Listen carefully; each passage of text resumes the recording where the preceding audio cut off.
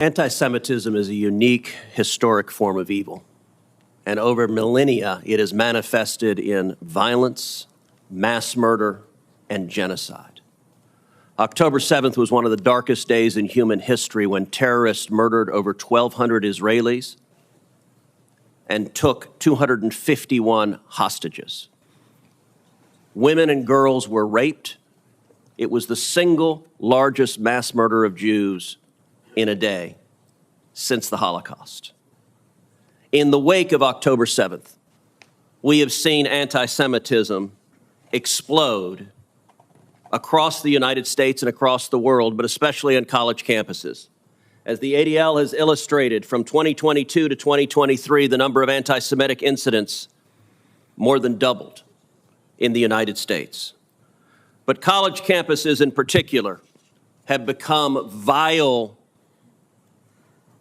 incubators of hatred of Jews.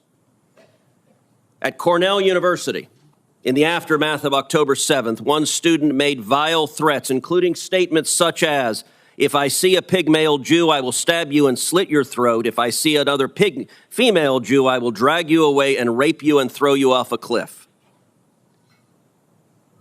A student organization at California State University, Long Beach, circulated a flyer calling for a, quote, day of resistance in celebration of October 7th. You will note on the flyer is an image of a person parachuting with a fan attached, a direct reference to and a glorification of Hamas terrorists that used gliders to descend upon a music festival and murder 260 innocent people and take many more hostages. At Columbia University, the situation got so bad that the Orthodox rabbi on campus, Rabbi L.A. Buechler, had to make this public statement. Columbia University's public safety cannot guarantee Jewish students' safety in the face of extreme anti-Semitism and anarchy. It deeply pains me to say that I would strongly recommend you return home. This was directed to Jewish students as soon as possible and remain home. The rabbi had every reason to be concerned. At Columbia's campus, individuals yelled, "We love Hamas, we're all Hamas, long live Hamas." At the University of Washington, the granddaughter of Holocaust survivors was told that she was called names, she was spit at, she was laughed at. She said she no longer felt safe on campus, and she was told to go back to the gas chambers. This is sick and horrific. At Columbia, when Jewish students were engaged in displaying the American flag and the Israeli flag, another student wearing a mask because these protesters are oh so brave, they almost always cover their face, held up a handwritten sign saying Al-Qassam's next target. Al-Qassam is the military arm of Hamas. According to social media, this particular student is a wealthy student from Georgia. She's not Palestinian, but she has been taught lies and hatred, and she feels perfectly comfortable advocating the murder of her fellow students at Columbia. At MIT, students have reported they feel unsafe to go to class. And the MIT president has said that she would not discipline the students making those threats because if she did, they risk losing their visas and being deported. Throughout all of this, the Biden-Harris administration has been utterly absent. Does anyone doubt if the Klan were on college campuses terrorizing African-American students, threatening African-American students, that we would see the FBI there, that we would see prosecutors there, that we would see federal funding cut off to universities? Of course we would, and we should. But when it comes to anti-Semitism, the Democrats have a problem. I would note, this is occurring in blue states with blue governors because the Democrat Party is terrified of the pro-Hamas wing of their party. In states like Texas and Florida, we don't allow this. At the University of Texas, when violent protesters threatened Jewish students, police officers arrived and arrested them. That's what happened when you enforce the law. Every Republican member of this committee asked the chairman to hold a hearing on anti-Semitism in February. And yet we don't get a hearing on anti-Semitism. We get a hearing generically on hate because this administration, and this is the kind of anger and hate that is encouraged. You're now seeing the hate manifesting right here. Interestingly enough, Please, the committee will come to order.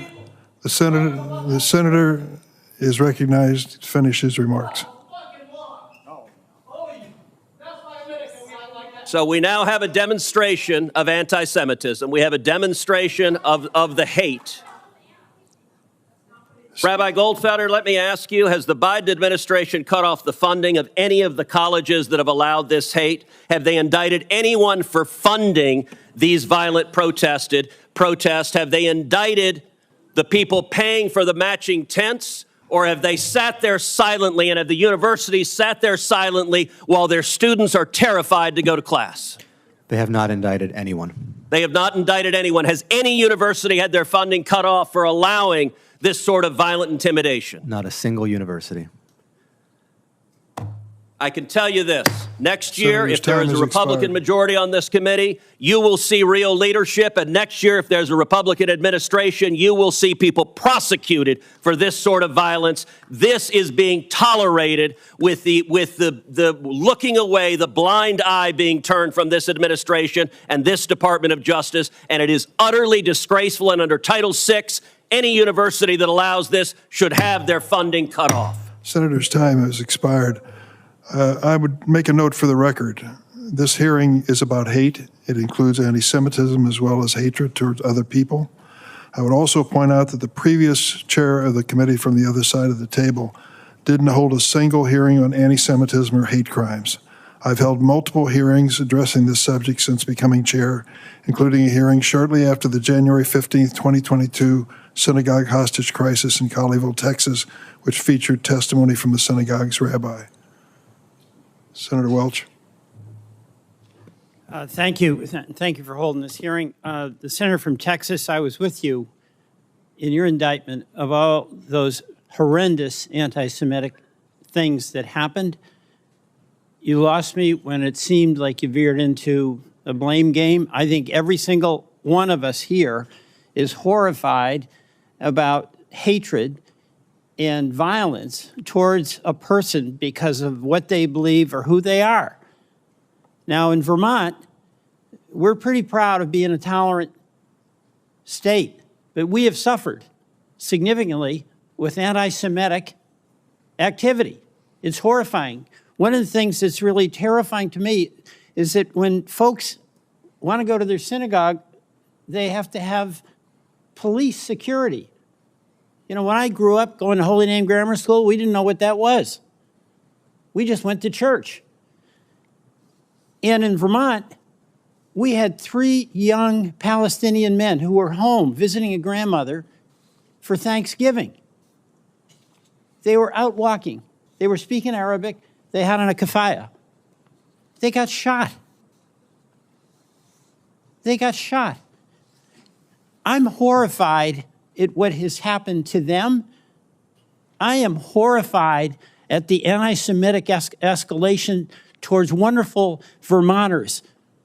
According to Cruz, the aftermath has seen a sharp rise in anti-Jewish incidents, including threats, harassment, and violent rhetoric at universities like Cornell, Columbia, and MIT. He highlighted disturbing examples, from online threats of violence to campus protests that he says glorify extremist groups. In one case, a rabbi at Columbia University even advised Jewish students to stay home due to safety concerns. Cruz then turned his criticism toward the Biden administration, accusing it of failing to take strong action. He argued that universities allowing such behavior should face consequences, including losing federal funding. Here's where the debate becomes political. Cruz isn't just talking about safety. He's pointing to what he believes is selective enforcement of hate laws. His argument is that if other groups were targeted, the response would be much stronger. But not everyone agreed. Senator Peter Welch pushed back, warning against turning hate into a partisan issue. He agreed that anti-Semitism is real and dangerous, but stressed that hate affects many communities.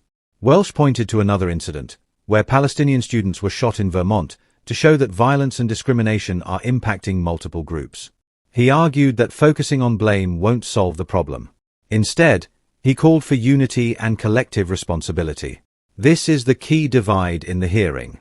One side is calling for tougher enforcement and accountability. The other is warning that politicizing hate could make things worse. And both sides agree on one thing: the rise in hate and violence is real. The question now is, how should it be addressed?